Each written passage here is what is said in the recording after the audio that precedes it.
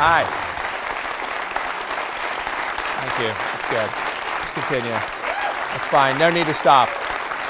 No need to stop. That is wonderful. Why are you stopping? That is depressing. Hi. Thank you for coming. Welcome to On The Verge. I'm the editor-in-chief of The Verge, Josh Topolsky, and I really appreciate having you guys here. You picked a good night to come. This is, it's our best show ever. I know I say that every time, but this time I'm telling the truth. It really is our best show. We have an incredible show tonight. LeVar Burton is here. Yes, yes. I know what you're thinking. You're going, you mean Geordie LaForge, right? That's what you were thinking. But yeah, LeVar is here. We're going to talk about his career as an actor, as a director, talk about some apps. Alexis Ohanian is here, one of the founders of Reddit.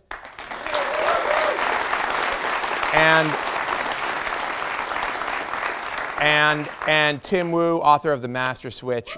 He's a super smart guy. It's a big show. It's a big show. It's a monstrous show, in fact, and I don't want to waste any time. We're very excited about it. I want to thank the sponsor for tonight's show, Ford. They've been an awesome partner for us. They gave us money, which is wonderful, which we use to buy things like chocolates and ties. We also put the show on with it. Anyhow, I think we should just get underway. So please welcome Nilay Patel and Ross Miller.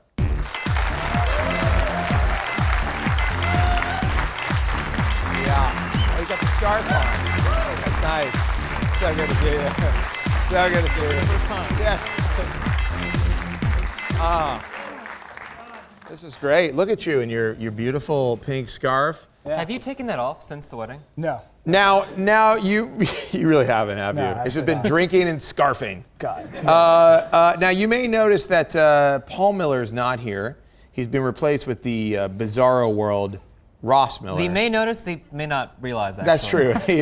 They're pretty much the Paul, same your person. haircut is so powerful. Thank you. I think Ross is this. I'm just going to say it because he's not on the internet. He'll never know. I think Ross is the superior Miller. I won't. Frankly. No, Paul is in Mexico right now.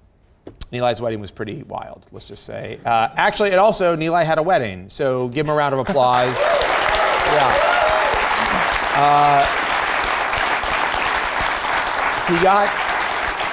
He got married to his oft-mentioned fiancée, Becky, who he can now no longer refer to as his fiancée. She is just my property. No, I do not think that's... I love you, property. I'm almost certain that's not legally accurate. It is in New York State. Oh, it's in New York State? That's fine, yeah. That's great. Can I ask, did you give her a matching wristband? Oh yeah, no, it's a row of diamonds. With a thinner row of spikes? His joke is so good. Oh, you don't like my matrimony humor? Well, you won't have to hear it for much longer. Anyhow, so we were in Chicago. We went to Nilay's wedding where he rode a horse down a city block. I wish I was kidding, but I'm not, of course. There are photos on the internet. You can find them pretty easily. But we've been partying a lot. But we've also had a crazy month of events and also parties. We went to E3 out on the West Coast, where we had a party. It was great. Can we show some of the shots from this? Here's me and Chris Grant, the editor of Polygon. This was a joint party with Polygon, our sister video game site. And by the way, it was an accident that we coordinated jackets there. No, it wasn't. No, it was. Also accidental plaid from everybody. Here we are reading something. We did a raffle. Yeah, how'd it go? It went worse than, it went as bad as any raffle we've ever done before. I mean, we are really not good at raffles. It's a lot of... I don't understand it. Anyhow, I'm not going to go down, but here's the outside of the building where we did it. It was very cool. It was very exciting. Here's some people posing in front of this huge screen. Very happy. You know, we called the event Polygon on the Verge, and the whole point was it was going to be POV, but we never made mention of POV anywhere. I was like, oh, what's a good name for the party? POV, that's cool. Polygon on the Verge, and then we just let it go. Yeah. Just never mentioned it. But it was great. We had special drinks. We had ice cubes that glow. They're really awesome. I still have like a few of them. Do you? Yeah. You should bring them to the office. Anyhow, but we were there for E3, which is a big video game show. I don't know if you guys are aware of E3. Maybe you've heard of it. Maybe not. Really? Okay. I really had to. All liars. I really had to yank. I really had to pull on that applause. But you know, it was. We saw a bunch of stuff. Not a crazy year for video games. I mean, it was a good year. It just wasn't exciting. There wasn't a lot of new console announcements. Xboxes and PlayStation, they're kind of like in their retirement phase or getting toward the end. They're Like towards. creaking There's a farm. And the Xbox is we're going putting them there, out the to PlayStation's pasture. Is going that what's there. happening? Is it gonna be happy? It's going to be very happy. They're going to be bouncing. They're blue rings. They're going to a better place. But we did see some cool things. Ubisoft had a game called Watch Dogs, Which is gorgeous. which looks insane, and you can see some of it right here. And the prevailing theory was that what we're seeing is next-gen graphics. Like, this is not going to be on Xbox or PlayStation like this. Right, because the Xbox can't do this. Certainly kind of not for the Wii, right? This isn't coming out for the Wii. This is a Wii U launch title. Is it? No, not a chance. The original Wii. It's definitely not. The original Wii, yes. Takes Yeah. place in Chicago. Look at that waggle right there. Just I mean, you can see with the jacket animation, this is clearly next-gen stuff. I like that people didn't know if I was being serious or not on that. I was being serious. It's not funny, okay? But this was cool. We also saw the new Quantic Dreams game, Beyond Two Souls. yeah, it's the guys that did Heavy Rain. Yeah. Ellen Page is in it. Ellen Page is in it. No, that game actually looks It looks so really good. insane that I went out and bought Heavy Rain. It's a great interactive movie. You bought Heavy Rain right You'll before enjoy your it. wedding, right? Yeah, and then I played it throughout the wedding. Yeah. I was like, hang on. He was like, I know we're dancing right now, but I just have to finish this chapter. And my personal favorite from E3 was The Last of Us, which is a game that is post-apocalyptic nightmare world, zombies, and it's part of it takes place in Pittsburgh, which is where I'm from You originally. really could have just said it's Pittsburgh. It's in Pittsburgh, basically. So, no, but it looks really cool. I mean, here you can see some killing going on. And actually, killing was the theme of E3. Yeah. It was one of the I think it was like the most violent E3 that I can remember. It's matured both technologically and creatively is the very and- nice and way the of saying audience it. Is that what you matured. think? It's matured? In the same way Tarantino has matured from Killing? killing I to feel like- massive brutal killing. So a kill, but more stylish. Yeah, it's more stylish. And so we killing. actually noticed a trend at E3, something that we saw crop up. You know, all of the companies do their keynotes. They show a bunch of game demos. And we saw something that just kept appearing that we thought was a little weird, which was the neck stab. That's when you stab somebody in the neck. And they show, like, repeatedly in games, we saw it. And there would just be like a neck stab and then a fountain of blood. It's impressive, the particle effects of arterial spray. They're really pushing it's the great. consoles to their maximum with the next step. Because we put together a little video of E3 It's very short. of some of Just a couple. just a couple of the things we saw at E3, just to kind of illustrate what was happening at the show. So take a look at this. I think you'll enjoy it.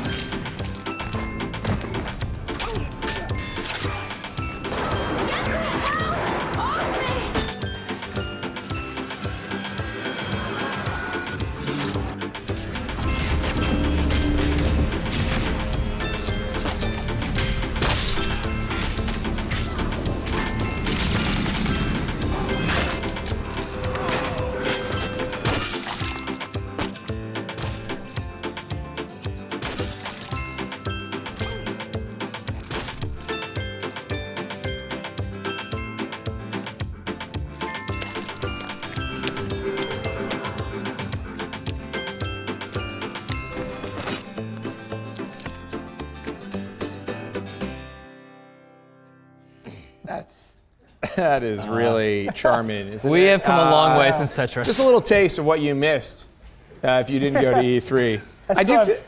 Go ahead, I'm sorry. No, it's just we were in rehearsal. Like, how do we come out of that? It's upsetting. Yeah. It turns out, when we had the idea to do the video, we're like, that'll be hilarious, but it turns out when you watch people getting stabbed in the neck repeatedly, I do kind of want to it does stab Ross actually in the neck. feel a little upsetting. There's more to the couch. I can just. You know, No, it's maybe very I nice, should've brand done new that. white Anyhow, couch. let's move on, folks. Do you mind? We've got a show to do. So there were a couple other things at E3. Smartglass. Have you guys seen this? Microsoft's version of AirPlay, essentially. Yeah, I mean, it's the thing that you use to connect the phone, the tablet. It's a little bit beyond AirPlay. little bit like they do interactive stuff. There's Internet Explorer, which everyone is constantly dying for. I was they're going to excited. say that. Internet Explorer for the Xbox, which you've been waiting for. Microsoft has actually had a crazy month. I don't know if you guys are aware of this, but they just announced Windows Phone 8 yesterday. That's what it looks like. They made smaller tiles. Yeah. Get a load of those tiles. They're very small. Some of them are longer too, I think.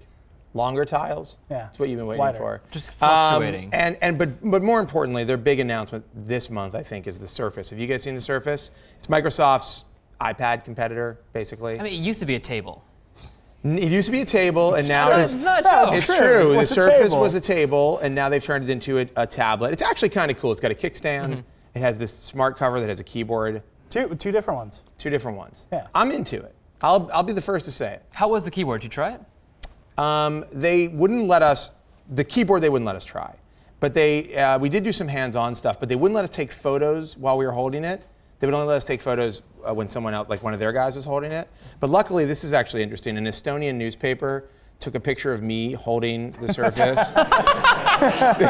This is, thanks, Estonia. You accomplished what we could not, which You was. look very You can see, quizzical. look at the guy in the background. He's like, give that back to me. Lucky, he's like, okay, that's enough. Please stop holding that. Is that a cocktail app? Yeah, that's a cocktail app. I was after the event. I was just trying to figure out where I was going to go and get wasted drunk. But what's interesting about the Surface event is that Microsoft ended it with this commercial for the Surface, which had very hard, heavy dubstep. Yeah. Can we have a few seconds of this commercial? Can we show it? This is what they showed when we finished with the live blog.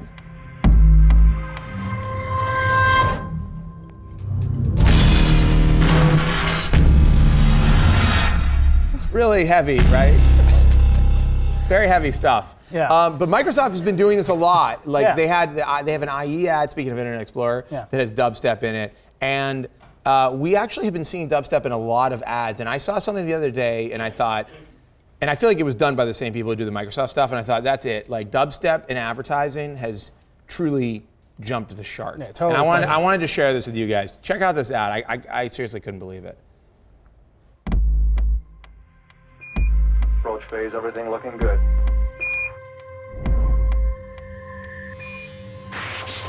Okay, you're going, over.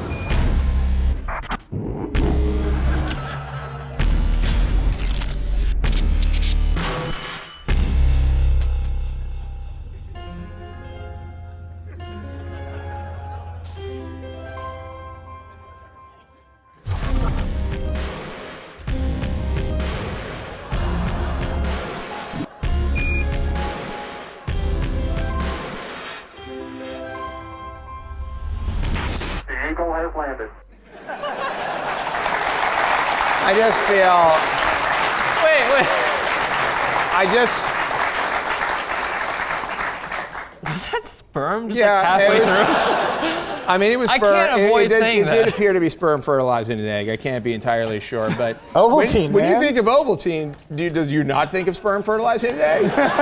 I've never been thirstier than I am right now. I guess we're just very different people. So yeah, dubstep in advertising maybe has passed a threshold that we don't want to pass. Okay, finally on the news side, WWDC. No. Can I say Really? that? Really? Dub. Wub wub dub C? Yeah, or You wub are wub fired. dub C. You're fired. That works too. That's just how it That is goes. terrible. Apple had their big developers event. iOS 6 was announced. Maps are gone. No more Google Maps. Yeah. But they built their own. They built their own. Mountain Lion, which we saw. Yeah. And finally a MacBook Right, the new with MacBook Retina Pro. display. Yeah, there it is right there. You reviewed it. You liked it? It's really nice. It's thin. It's got a great screen for the most part. For the most part. For them, what is that? Well, I mean, like, if you have a website that has a lot of pictures, it's still. You mean kinda like our good to- website? Like our website. So that's cool. Interesting. Thanks, Ross. Sorry. Anyhow, all right, we've got to get on with the news. Sorry, not on with the news, on with the show. We're done with the news. Yeah.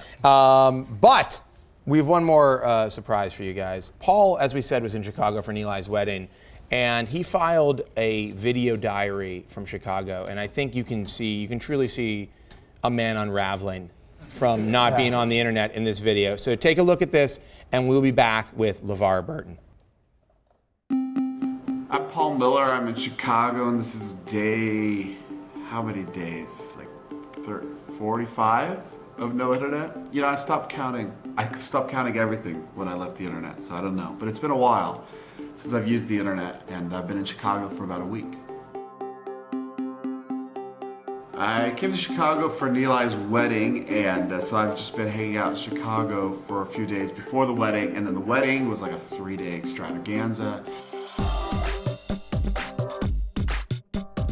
At first I felt a little out of place because a lot of cool things would happen and then everybody would share them on Instagram or Facebook. But I think as the wedding progressed, some people, even like the Verge editor, started like slowing down how many pictures they were taking, how many tweets they were doing, and we all started living and loving and laughing a lot. Throughout the wedding, I felt no disadvantage dancing wise without the internet. I felt like I could pick up all the moves here on the spot, nothing you had to look up on the internet. It was a good experience. I didn't really think a lot about the internet either way because I was just enjoying the wedding, basically.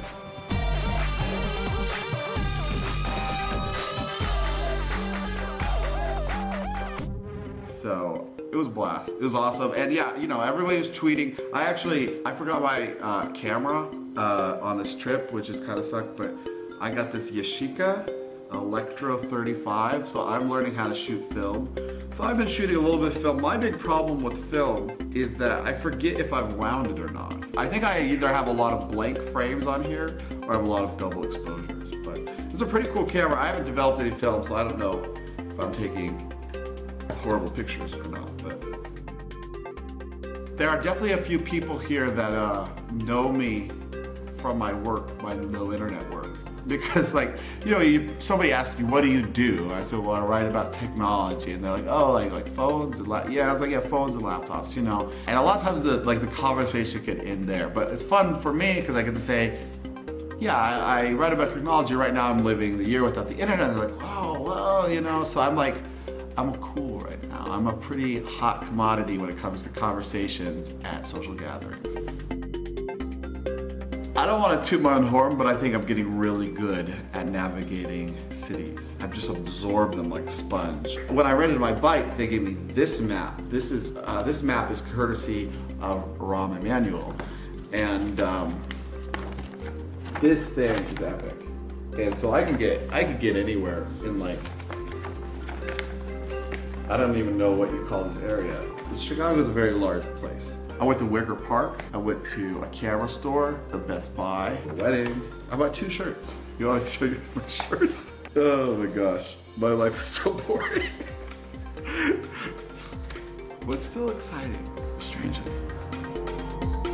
I don't miss the internet. I don't dream about it. I don't yearn for it. You know, every once in a while somebody's like, oh, there's this really funny thing happening on Twitter, but I can't tell you, you know, but I don't care. You know, my biggest fear though is that at the end of the year, I don't want to really go back to the internet full bore. Even though it's so awesome, it's such a cool thing, I like myself a lot better not on the internet. So I feel like doing a year of this is gonna be like a piece of cake. This is basically really easy right now. There's tiny minor inconveniences in exchange for having a blast, a total complete blast.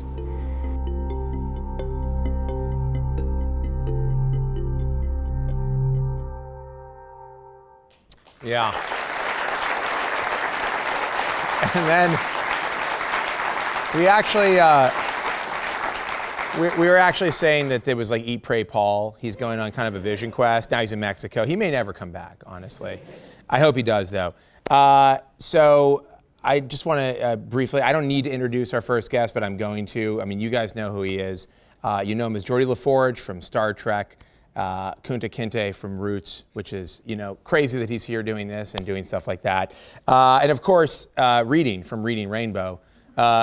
Please welcome the amazing LeVar Burton. Watch your step. Very careful. Thank you so much. Watch your step.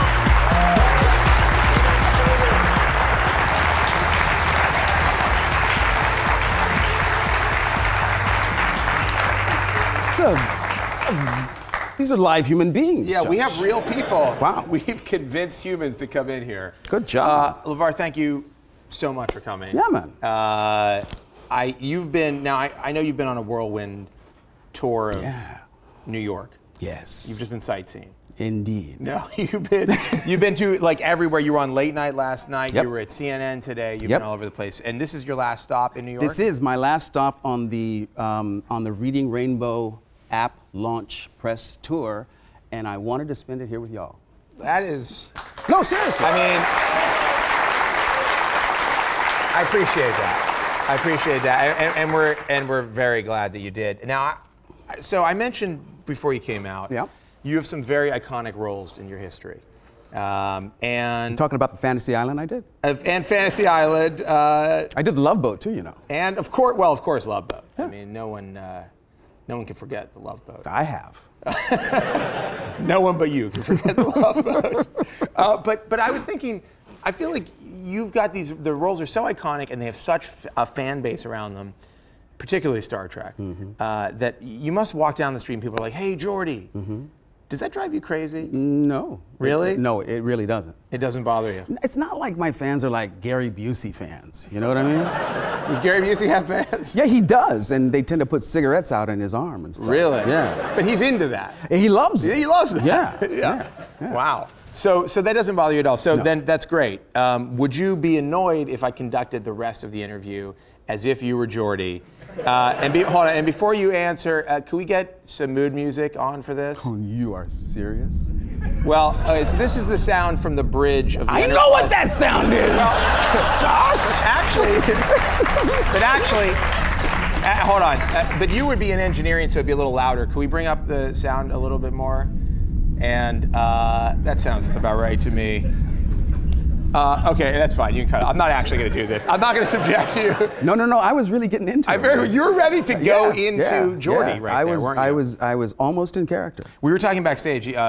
The whole time you were on Star Trek, the visor, you really couldn't see very well in the visor. The visor actually took away about 85% of my vision when I put it on. And there's a tremendous irony there, right? Because the visor gave you all kinds of extra abilities. You could like see what the makeup of the room was, and yet in reality you were stumbling around. I was stumbling around. That's I didn't know that, by the way, and it was brought up backstage, and I was shocked to find that. Fun Star Trek facts to know and tell. So besides being you're an actor, you're a director. You hosted Reading Rainbow, and obviously still. Any Reading Rainbow watchers in the house?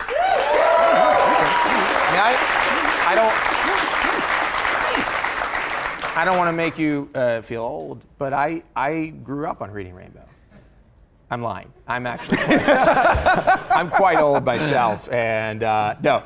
Reading Rainbow was I mean that was like a huge deal. 26 years on PBS. 26. 26 years. And on PBS. you won a bunch of Emmys. You won Peabody. So 26 seasons. Yeah. Do you feel the story's over? No. Or do you feel like there could be a movie in the offing? Oh, a movie, a Reading Rainbow movie. Now like that's a narrative film? Wow. Have you ever considered that? We could get some butterflies.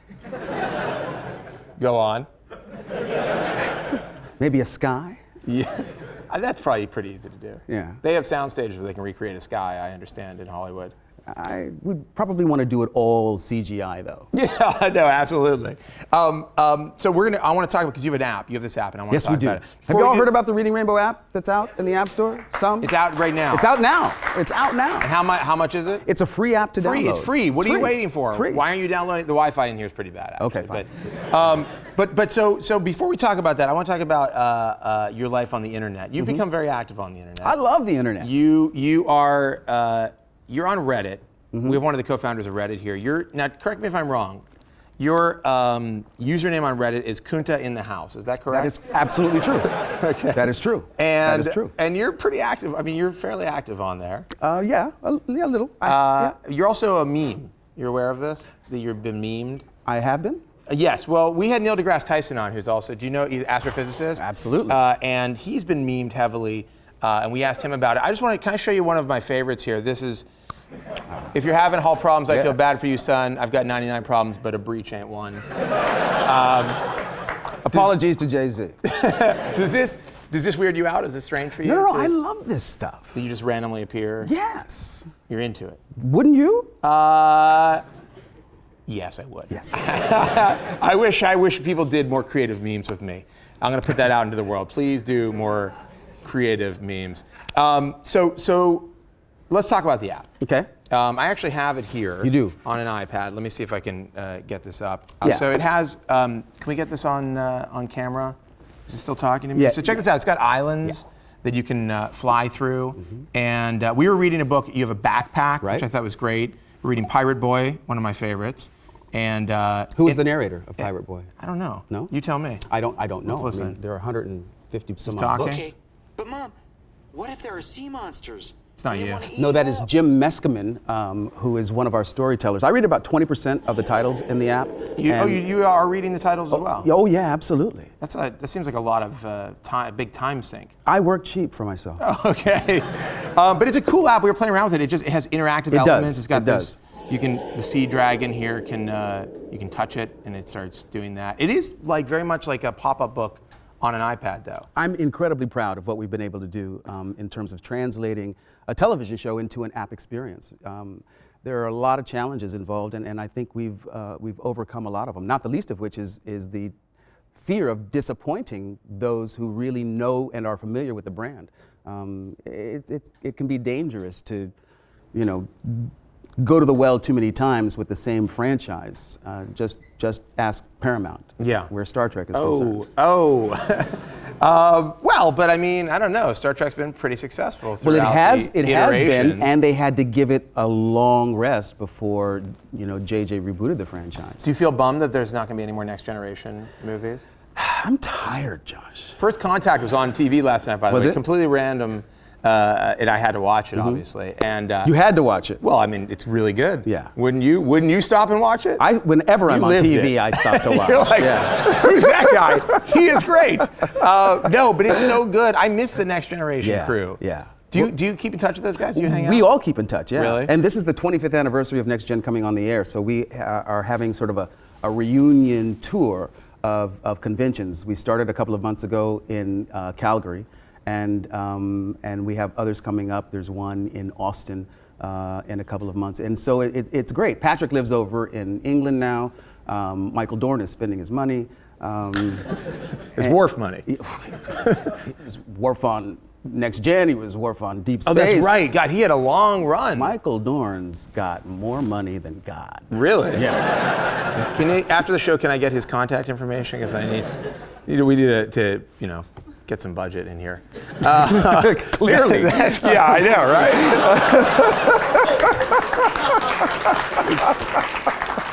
We try. We're no CNN, but we're doing the best we can. So let me ask you about the Reading Rainbow app, though. It's clearly for kids. It is. Have you ever thought about And adding? those who are young at heart. Have you ever thought about adding more adult titles like 50 Shades of Grey or Lolita would be something you might put in there? Maybe some of the Anne Rice novels. People have asked me for years about doing an adult version of Reading Rainbow, and I think we should get around to that in the fullness of time, because Why not? it would be a lot of fun. Yeah. I mean, adults need to read. Let's hope. I mean, what are the goals for you with the app? Like, what do you want to do with this app? I mean, obviously you want to encourage people to read. Yes. But it does read for you. So It does. in some way, you're almost encouraging people to not read. Does that seem fair to the kids? Seems a little counterproductive. Huh? It does. Yeah. Are we raising a generation of lazy kids who won't read? I think we're raising a generation of overindulged kids. And With iPad, they all have iPads. No. I mean, this is a generation that gets rewarded for everything. If you're on a sports team, everybody gets a trophy. Whether you suck or not. And, That's true. And it's just. And most people suck. And That's most, the thing about yeah, sports. yeah. You see professional sports players, they're really good. Mm-hmm. Most people are not that good. You should not be getting an award if you're not really good at sports. I think that my generation of parents, in an effort to really give our children the sort of childhood that we feel we ourselves never had, have really gone way overboard in terms of indulging this upcoming generation, and I just think they're a little spoiled. Yeah. Yeah. I agree. We should be hitting them a lot more, I think. Right? Spare the rod, spoil the child is my. Yeah. So look, I know you're. We're going in way LeVar off. Burton advocates beating children. You heard it here first. You heard it here LeVar first, says folks. hit your kids often. More, yeah. They had it coming, frankly. They had it coming.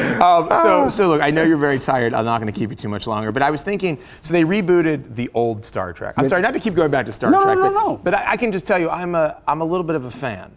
I couldn't tell. So they rebooted the original Star Trek. They put a bunch of new young actors in the roles of that Shatner had and Right. Leonard Nimoy. Right.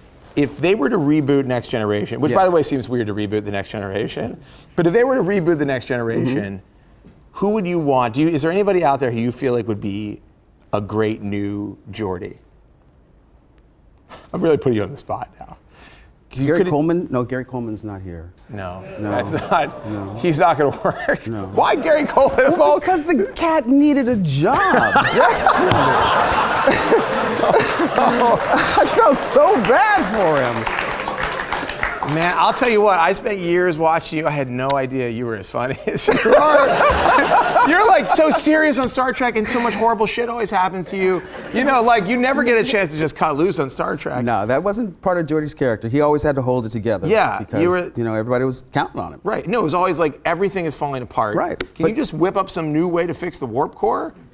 And you always did. Sure, Captain. That's I'll what's get so- right on it. That's what's so amazing. So no actors in mind that you would want to Let's see, who in this current crop of... Actually, I think Sam Jackson would make a hell of a Geordi. as Yeah. Geordi? Yeah. Don't you think? No, I don't. Yes. Come on. Like, yeah, Geordi like shot stuff all the time. Right?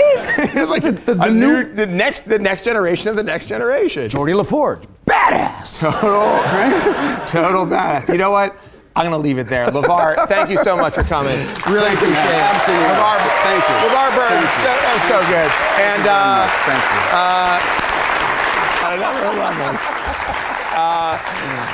you. Stick around. We got a message from our sponsor, and we'll be back with Alexis Ohanian from Reddit. LeVar, thanks again so much. Absolutely. Really appreciate it. Thank you. That was so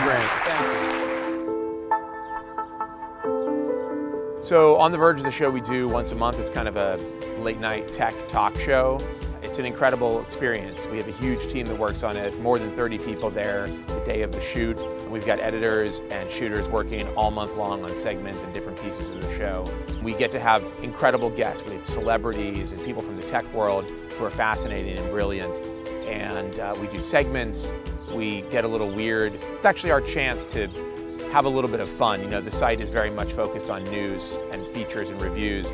The show is our opportunity to kind of loosen up, and it's really great, and I love doing it. Ford has been a great partner for us.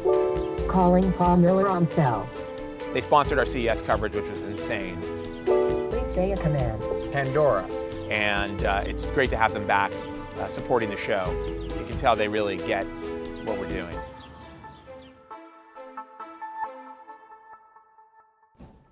Yeah. So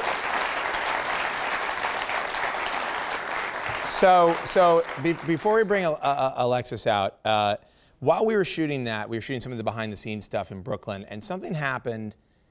It's not scripted. This is not planned. I just want to share this moment with you. We happened to catch it on video. Just take a look at this, and it's very odd.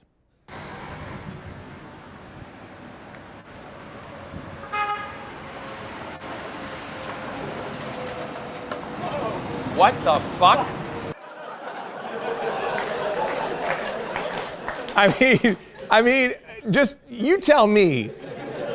That happened. We were just standing there. It appears to be a flatbed with a part of a wrecked airplane on it. You know, we had Damon Lindelof on the show last month, and I feel like it was kind of a weird karmic moment. I just wanted to share that with you guys. I thought you would appreciate it.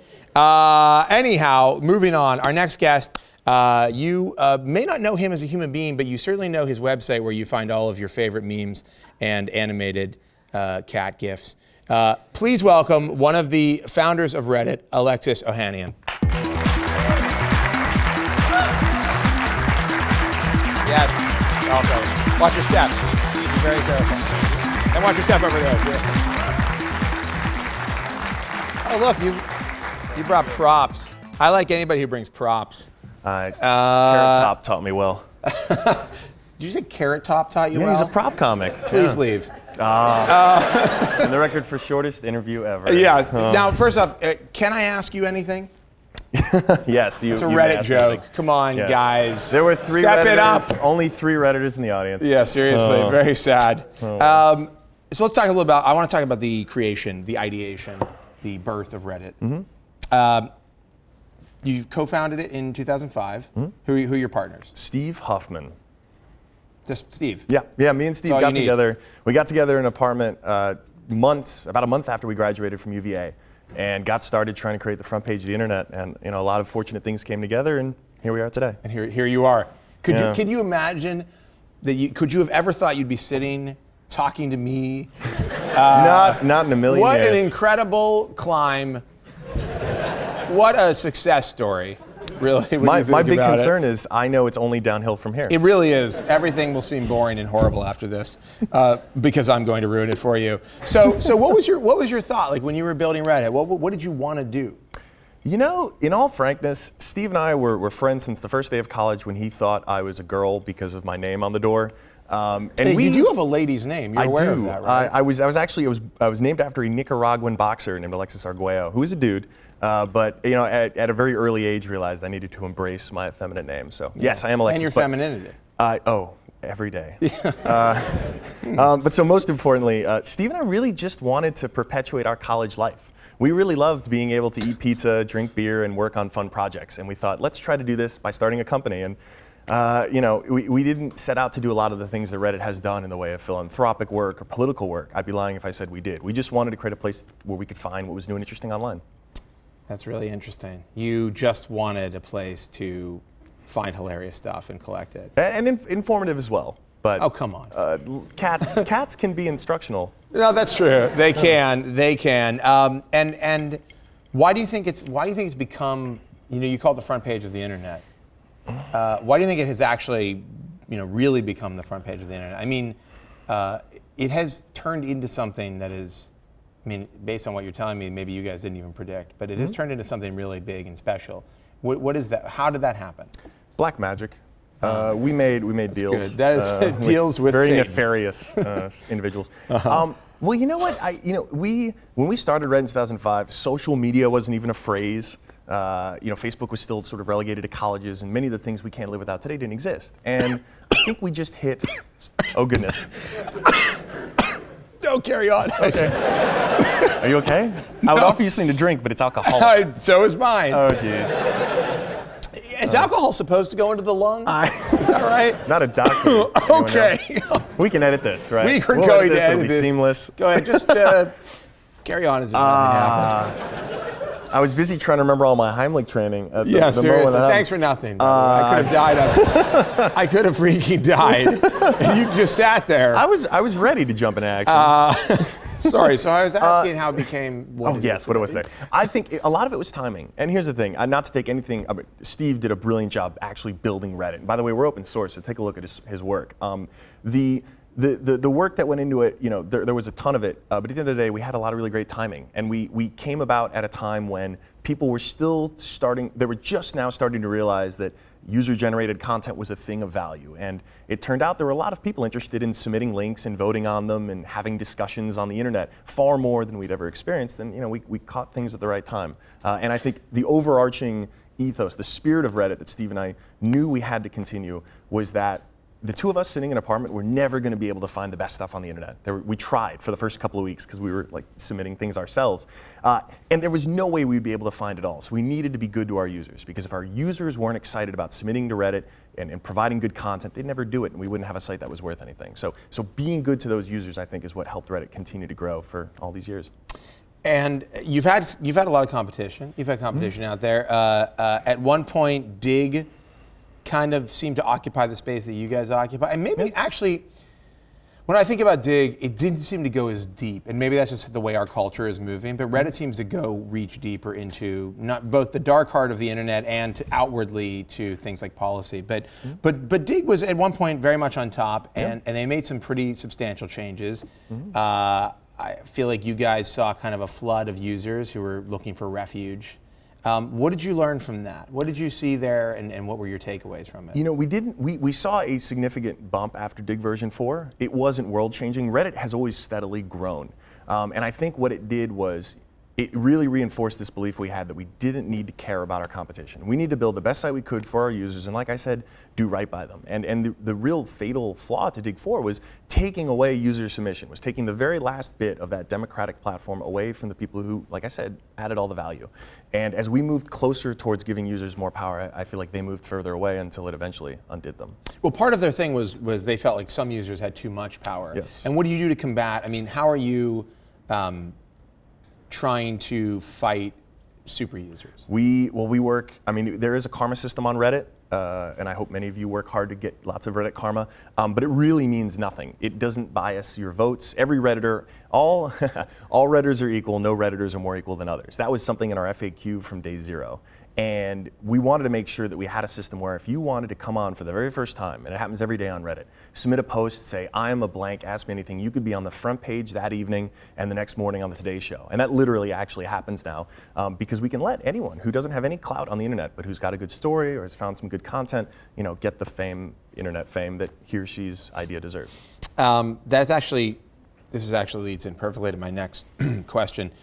So you recently banned some publications. A lot of news stories. You banned The Atlantic, some other guys, for abusing Reddit. And we run a publication, The Verge. We are occasionally on Reddit, which is wonderful. And I wanted to get some tips from you. I feel like if there's going to be a source on how not to abuse Reddit as a publication, that you're the guy to ask. So let me just have a couple of questions here. All right. How many accounts is normal for one person to have? Would you say, I'm going to give you a few ranges. Okay. Between 20 and 40, between 40 and 60. Where do you feel is the comfort zone for one individual to have accounts? This is going to sound crazy, but one. I will say I'll add an asterisk 100? And you hit the nail on the head. It's things like this we have always paid very close attention to. It's kind of an arms race. We're always trying to keep one step ahead of the cheaters. But that's a really obvious way to be bad on Reddit, is to create lots of shill accounts and upvote your content. I'll certainly agree that everyone needs a fake account so that they can say the things they may not be comfortable saying. Really racist stuff. No, I'd hope really not. Nasty sex stuff. I was thinking more like the Ask Me Anythings where candor is sort of required in being honest. But right. the fascinating thing is we've always tried really hard to keep that kind of cheating down, and we had publications that disregarded it, and I think partly because our predecessors actually sort of encouraged it, we've had to sort of undo that mess. Okay, when using multiple accounts, IP spoofing, yes or no? No, don't do that. No. And in general, my final question All right. in this extremely serious line of questioning: how many Verge links should I be submitting on a daily basis? Again, I'll give you a range. Okay. 20 to 40. 40 to 60, or unlimited because it's all really great stuff. I think in the Verge's case, it should be that. Oh, The really? unlimited number. No, God, no, please don't. You heard it here No. first, folks. Unlimited submissions of Verge content. Here's, in a nutshell, the best secret that I tell publishers is, and I think people often forget this when they go on the internet, is just act like you would in real life. Don't act like a jerk. Don't act like you're self-promoting your own content. Don't do that because that wouldn't fly in real life and it doesn't fly on the internet. Yeah. So just make good stuff. We get worried. I mean, honestly, like Reddit, look, we're a news site, right? So we're growing. And when we see something on the front page of Reddit, like the traffic is crazy. And it's not just that it's new traffic. I'm going to get a little serious with you for a second, even though I was clearly joking. This was a really serious interview. It is very serious. But it's not just that it's traffic, it's that it's a lot of new traffic. A lot of people who never heard of The Verge before. And so we're actually like really, I don't want to screw it up. And there are times when we're like, hey, our stuff is, it's got a bunch of votes, like go check it out, like vote it up if you're on Reddit. And I don't want to be the kind of guy who abuses what you guys are doing, because I think what you're doing is really special and really important. Yes, I'm going to continue to use multiple accounts and spoof their IPs, but I'm going to do it in a way that is almost undetectable to Bring you. it. And that's the important thing. So if you guys are the front page of the internet, and by the way, you have a lot in common with 4chan. If you're the front page, are they like the back door of the internet? Wow. I can't top that. How do you, because I feel like there's like all of this, there's almost you feel like it could go 4chan at any moment. Not that that would necessarily be a bad thing, but it would be a little bit more chaotic than what you have going on now. I mean, the moderation system that's in place, the pseudo-anonymity. So unlike 4chan, your Redditors have identities. They're anonymous. You have a username. It could be Alexis Ohanian or it could be FluffyBunny26. But you still have an identity. That's me. That was, yeah, spoiler. And so I think that has helped preserve it. And what's been really fascinating is, Reddit is a platform, like Twitter, like Tumblr, like all these others we use. And communities form and use this platform to share links about everything from, I subscribe to Redskins Reddit because I happen to be a diehard Skins fan and a masochist. And that community has its own culture, it has its own ethos, it submits a certain type of links, has its own inside jokes. And that's how they choose to use the platform. And it's those moderation tools that I think encourage that great behavior that we see bubbling up into great things like the philanthropy and the political work. I mean, are you doing this on purpose? You're segueing perfectly into my next question, which is I incredible. am psychic. So you are very active. I mean, you guys were very outspoken on SOPA. You are referred to as the mayor of the internet. It was a landslide election. No, but you guys laugh. But he had a chief of staff here earlier backstage. But how do you take the kind of rage and anger and disillusionment that you see on Reddit? Which I feel, and I think a lot of us do, when you're like watching these stupid pieces of legislation getting pushed and people kind of who don't get the internet trying to legislate the internet. How do you take that rage and the stuff that bubbles up to the front page and turn it into something that creates real action? How do you go from Reddit to activism? I am not entirely sure. We have. But you're the mayor. Sorry. And it took a lot of check-ins, a ton of check-ins to get that mayorship. All over the place on the internet. I don't know. I think if you see any of the stuff that starts out as a Reddit post and ends up with real-world action, again, whether it's activism or philanthropy, there's just stuff that happens. It's some person who starts with a random idea and it starts snowballing. And what the internet does such a great job of is sort of giving us all ways to help. I used a metaphor to talk a little while back about everyone getting the chance to be their own Batman or Batwoman. We know there are lots of things screwed up that we want to try and fix. You want to create vigilantes who take to the streets at night to deal violently with criminals. Only if they're wearing this mask. Which what is this? You brought this mask. Well, because I want to carry this metaphor into the real world. Because great. we all have our little figurative Gothams. Can we get it? Yeah. Oh, yes. And this is not promotion for the film, although I highly recommend you all see it. Have you seen it? No. Really? Do you guys get access? I don't. No, we don't get access. You think the entertainment industry does not do me any favors? There goes my hair. Yes. Sasha. This is really not comfortable, by the way. Well, it's not like easy. Pushing in my eyes. It's supposed to be being Batman. Does Batman have bad sight? Is that what's going on? He's like, I think you're the Joker. Stop committing. With the voice. Stop committing crimes. Yeah. There you go. That is lovely. But that is nice. That'll be used in the bedroom later tonight. As long to protect the people in the bedroom, obviously, from Josh Topolsky. But there is going on? There is this really empowering thing. It just suddenly became a role play. It really is getting nasty in here. That's the really empowering thing, is that you can be sitting there. Just yesterday we saw this video of this woman on a bus up in Queens, New York, being harassed by a bunch of students. And 24 hours later, after that video, front pages on Reddit, she has literally $200,000 donated to her from people all over the world who simply said, "This is wrong. I want to do something about it." Well, I got to get harassed. That is a lucrative. Make sure it's career. videotaped. Yeah, on video, obviously. Of course. Alexis, I wish we had more time. There's so much more to talk about. Well, you know what? I was a little bummed I didn't get to sit down with LeVar, but you know what? You can't disappoint a picture, and maybe it's better that I actually get to meet him. That's very memey of you to say. Alexis, thank you so much for coming. Thank you got to come back. Thank you. You got to come back. That was awesome.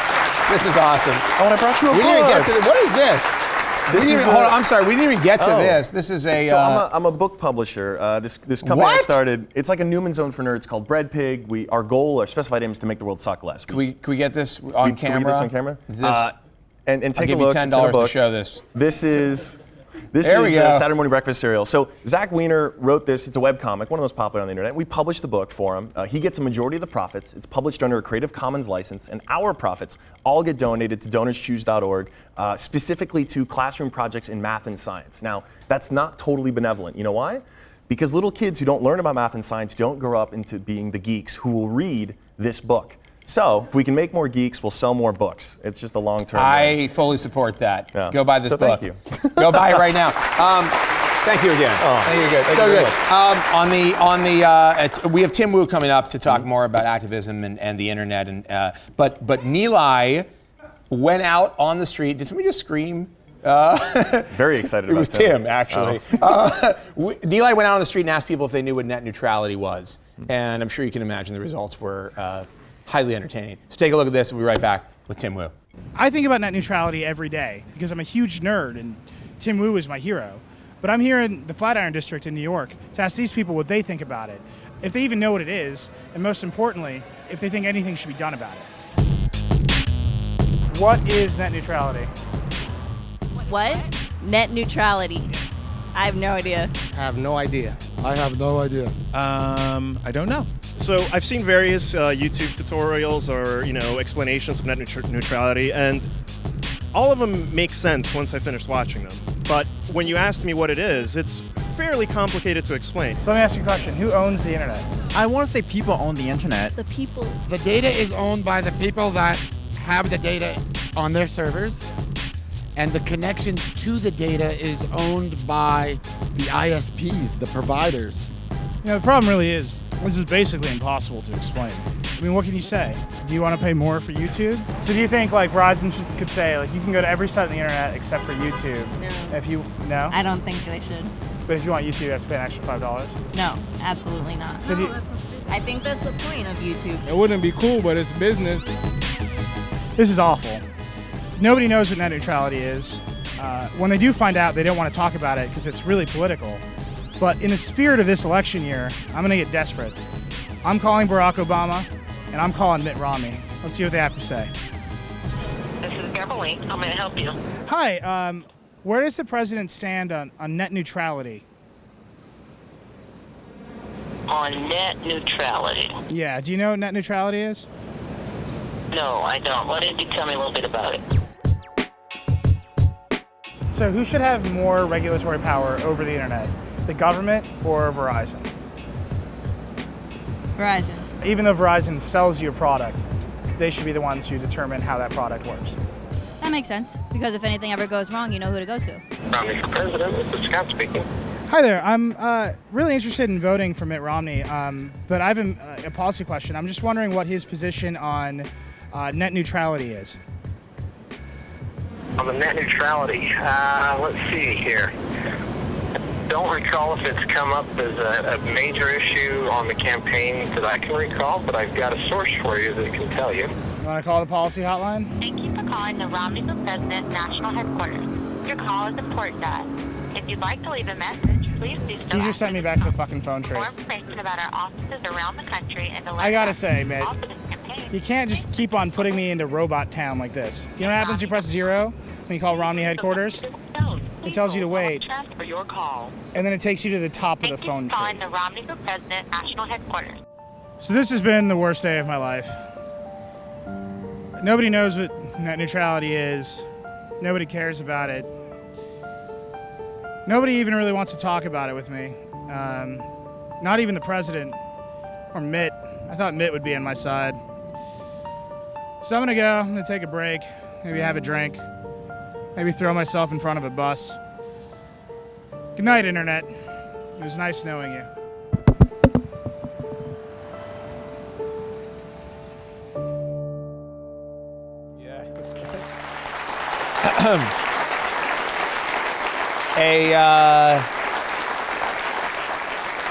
An upsetting story, one we hope will find an end someday.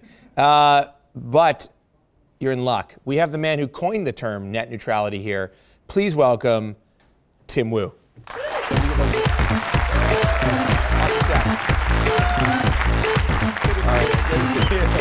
Walk your step over there. Good. I have to say, I realize now, after having 3 guests, the most guests we've ever had on this show, by the way, that we have a lot of obstacles to getting onto the couch. Well, that's what it means to be fancy. You have, that is just you got to put up, you got to make the barrier to entry very high. Tim, thank you for coming. Now, Tim is the author of a book called The Master Switch. It looks like this. It's available in stores around the world, and was, by the way, apparently very hard to find. We had some of our people go looking for copies of this, and you might want to call Barnes and Noble. Yeah, Barnes and Noble and I are not. It's almost like they don't want it to be sold. They don't want to hear the truth of this book. But you coined the term net neutrality. What does it mean? I mean, these people on the street don't know what it is. What is it? You know, I was watching that video and I was thinking, you got a lot of taxis in this video. And it's exactly the principle that applies when you get in a taxi cab. The taxi cab has to take you where you want to go. You know, imagine you get in the taxi cab. This actually happens, in some countries, and you say, I want to go to Brooklyn, and you end up in the gift store. Yeah. That happens in this country. When I want to go home from Manhattan, I'm like, I want to go to Brooklyn. They're like, no, I don't go to Brooklyn. Well, there's that problem too. But essentially, is the idea that the taxi is supposed to take you where you want to go, and the basic principle is the internet was built on the principle that the carriers take your data where you want it to go, and that people are allowed to communicate over the internet without interference by the people in the middle. It's a pretty profound principle. And the fact that people don't know about it is on the street doesn't mean it's not important, because I think some of the most important principles are just sometimes very subtle. They operate at this kind of subterranean level. Like E equals MC squared. That's not people on the street don't need to know what that means. Yeah, no, I think it's I Does think anybody need to know? I don't think it's that important. Well, we can debate about that, but a lot of these things, freedom is a kind of a thing that you can't really, experience. You just experience its absence. Right. You know when you're not free, but you don't notice when you're able to go to internet sites when you want to or say what you want to. Because you just live in life. Because you're just living, and you're just doing what you want. It's when you aren't able to do that suddenly you notice it. And I think that's why this is a profound principle. It was baked into the original design of the internet. It's what made the internet so revolutionary in so many ways. I mean, what made all these companies able to grow without asking somebody for permission. Companies like Google, eBay, Amazon, whatever, they just started their businesses. They didn't sort of have to say, AT&T or Verizon, I got a good idea. Do you want to, run my service? Because they would have been like, we'll check it out, wait for 5 years, 10 years, see what happens. I mean, it's a very profound thing that, as I said before, you don't notice freedom, you notice its absence. And whose job is it to ensure net neutrality? Is it the government's job? Is it Verizon's job? Is it a citizen's job? I think it's kind of everybody's. Damn it, I knew you were going to say I knew I was going to say that, but I'll tell you that in a functioning system, it's never completely possible to allocate a responsibility to one entity. When you talk about something like, how do you guarantee freedom of speech? Well, you could say, you just have to have the government do that. But, the government, I work for the government. Sometimes they're lazy. Not everything gets to them. They're not all powerful. But the government does. But the government did do a lot of stuff to guarantee free speech. They do. They also try and mess with it. So they're not completely reliable. No one's totally reliable. I'm going to sound a little paranoid, although. Yeah. But in terms of free speech, you have to admit, like the U.S. government has done a relatively good job of saying, like, we need to have free speech, and we're going to push that on our citizens. We're going to say, like, you can't just limit what somebody has to say. Well, the courts have said that. Right. The executive branch now and then is like, maybe we don't want so much free speech. Maybe we'd like the New York Times to say that there's weapons of mass destruction in Iraq or something. You know what I mean? Like that's not freedom of speech. That's manipulation of the press. Well, that's true. I'll just say that the executive branch hasn't been exactly reliable. To hell with the executive branch. I agree. They have their moments. But my point is, the laws exist. Sorry, I mean not to get off track, but they are. But we have said, not through legislation, but we've said we've got some basic rules here that we believe in, right? And one of those rules is free speech, and people have fought on both sides of it. But we have kind of pushed this agenda of free speech is valuable and we need to protect it. There has not been a similar fight for the internet. That's right. Nobody has said the free internet, the open internet is important and we need to protect it. What they have said is, with like things like SOPA, right? Fuck the free internet. We want to protect. We want to make sure we have money. Right, yes. And there you've got people who are backed by lobbyists, right, pushing laws that will ultimately diminish the openness of the internet. Right. You're not a SOPA fan, are you? How would that be possible? I don't know. You tell me. I like soap. I don't like SOPA. You're a soap fan. That's great. But I mean, so what do we do? I mean, what's the obstacle here? How do we combat? I mean, it feels like We've got Verizon and AT&T largely controlling the pipes. There's a few other players in there, but Right. not that many. Right. And they are dictating in many ways what happens on the internet, or what happens with the internet. Right. You obviously have forces. You've got forces from places like Hollywood, which you talk about in your book, and you've talked about elsewhere. I ran into some Hollywood forces recently that were that were very psyched on the idea that that it's like Verizon and AT&T's responsibility to block things. So Right. that's a fairly scary concept. What are we supposed to do? How do we fix this? You need two things. You need a norm and you need a law. So first of all, it has to be a principle that internet freedom is sacred and fundamentally important to a civilized nation. It has to be understood at the level of free speech, just like we've talked about. So you equate net neutrality with free speech? Yeah, I think it's sort of the flip side of it. I mean, free speech is I can say whatever I want. Net neutrality is I get to connect with whoever I want. Unless there's a really strong reason not to.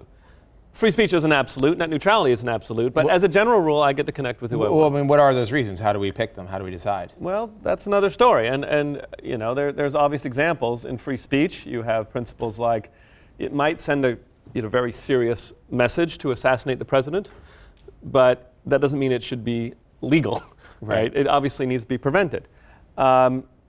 Similarly, with net neutrality, you can think of, I think, very narrow categories, but certain reasons that it might be reasonable to influence what people can connect to. But they're rare. They're sort of like interfering with terrorist efforts to sort of attack the United States or other countries. Things like this are relatively child pornography? rare. So child pornography is probably another exception. What about pirated movies? No. I mean, because one man's pirated movie, one man's pirated movie is another man's innovation. What is exactly a pirated movie is often not exactly clear. And, you say it as if we know what a pirated movie is, and sometimes you do, but so the copyright law is so unclear that sometimes it's not legal, it's sometimes legal. And the other issue I have with pirated movies is that fundamentally I don't think it's important to pass laws to protect an industry that is in decline. And that, I think we go in a dangerous direction when we have an industry which is essentially in decline and, has been in decline for some time, to try to use all the powers of government to try to save them. Right. This has been an issue since the 16th century. Is every time an industry is dying, it says, I'm threatened by piracy. Can you give us some examples? The booksellers in the 16th, I can give you a million examples. My book is full of them. Again, The Master Switch by Tim Wu, available in paperback, $15.95, very affordable.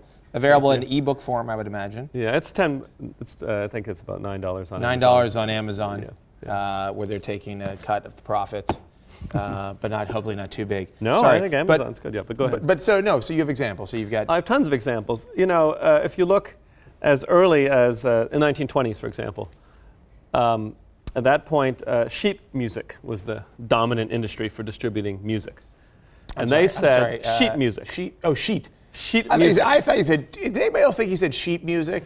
I thought like the animal. I don't remember that. No. I've never heard of that. Sorry, go on. No, but the way you made music in the 19th century, it was actually nice, is you bought music and then you took it home and played it. That was the recording industry in the day. They were the dominant way of distributing music. Along came the record player, and the sheet music was suffering because people were listening to records easier than playing it yourself. Yes. So what did they say? They said the recording industry are a bunch of pirates who are destroying American culture. They're just taking the sheet music, recording what's on it, and then selling it. Yes, exactly. And they're like, these guys are destroying America because America used to be a place where people would sing and dance, and now people are listening to these crazy phonographs and player pianos, and we've lost our culture, and it's a disaster. Musicians are out of work. Everyone's out of work. Yeah. You see the same thing every 20 years. I mean, that is what the entertainment industry is saying. I mean, Ari Emanuel said, you can't make Curb Your Enthusiasm in any other way than to have this big industry behind it, and if you don't have the $3 million per episode. There's 100, maybe 500-year-old tradition of making starving artists the kind of symbol of what is really an industry that's dying, that's being replaced by different technology. Right. The same thing happened when cable came out. People were like, cable, and I don't love cable, but when it came out, it was a new industry, and they said these cable guys are a bunch of pirates. All they want to do is loot Hollywood, loot TV. The same thing is said every single time. And is this you become what you despise? Because I feel like you've got the cable guys who are like, hey, we're innovators, and now they're the old guard, and you've got internet, television, sort of this whole IP, revolution. Right. And the cable guys are going like, we got to do something about this. Everyone becomes what they despise. Didn't you know that? Oh, Anyway, really? sorry. Great. I'm going to become something terrible in that case. Just absolutely terrible. So obviously very complex. A lot to talk about here. We're not going to get to all of it tonight. But Sure. How are we doing? I mean, we've got Verizon, as I was saying earlier, they've got this monopoly. How do we regulate these guys? I mean, they own the pipes, they build the pipes. There doesn't seem to be a ton of regulation.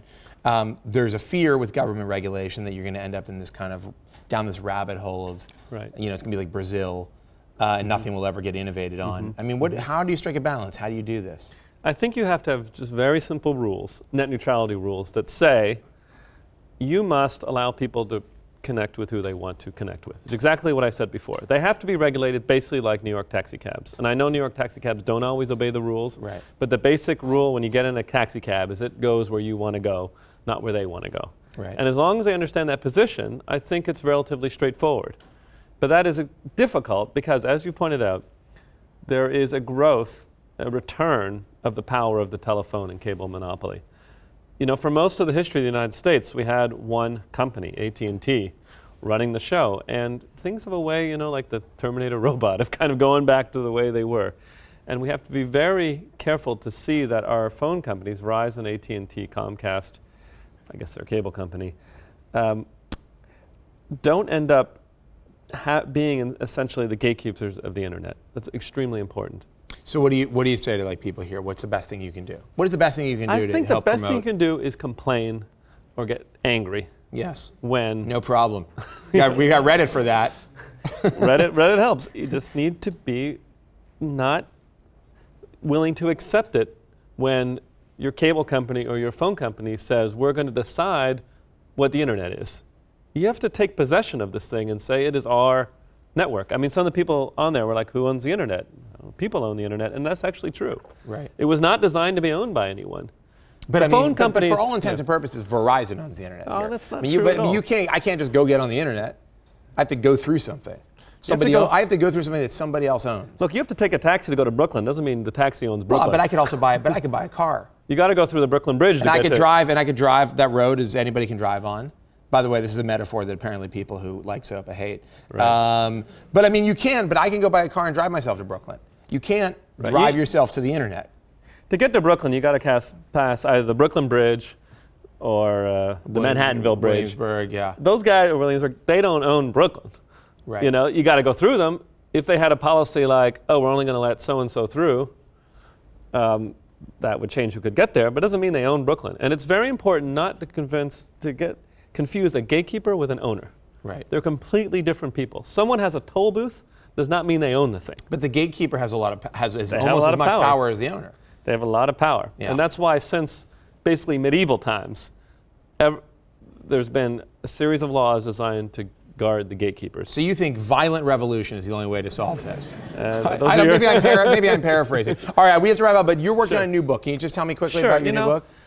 I'm interested basically in what technology should do next. I think we're starting to solve some of the problems of scarcity that have obsessed humanity for 500 years or so. And I think we're starting to get this question of what do we do now that we have a lot of things, enough food, enough information, what's next? That's my next book. I think huge party would be the answer. Tim, thank you so much. Great. Really awesome. Pleasure. Tim, everyone. And again, the Master Switch in bookstores now. Thank you. No, you stay right here. Don't you go anywhere. That's our show, actually. We have no musical guest tonight. We had so much show. I want to thank LeVar Burton, Alexis Ohanian, Tim Wu, of course, and our sponsor, Ford, for helping us put this on, and you guys for coming out. Really appreciate it. We have some giveaways. Don't go anywhere, including some of these signed by Tim. Yes? So that's our show. Thank you so much. We'll be back next month. Nice job. Now you get up.